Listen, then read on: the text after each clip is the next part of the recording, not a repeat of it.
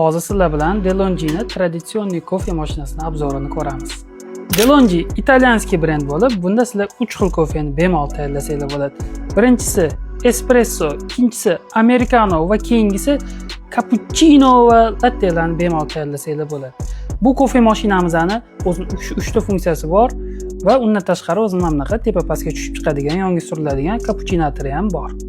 DeLonghi'ning komplektdan o'zi mana bunaqa kofe soladigan idishi, o'zini stakani va bunaqa nasatkasi ham chiqadi. Undan tashqari o'zini 1,5 litr sig'imga ega bo'lgan suv idishi bilan jihozlangan.